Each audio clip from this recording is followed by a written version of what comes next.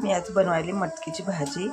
त्यासाठी बघा लसूण, कोथिंबीर, मसाला, लाल तिखट, काळा मसाला आणि हळद आणि मीठ। जास्त काही नाही।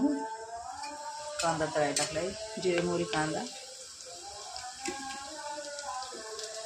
लसूण,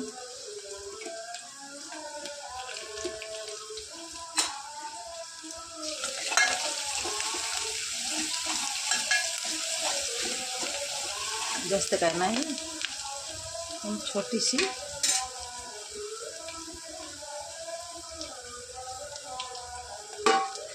प्रयत्न करत आहे, छोटासा तुम्ही सपोर्ट करा।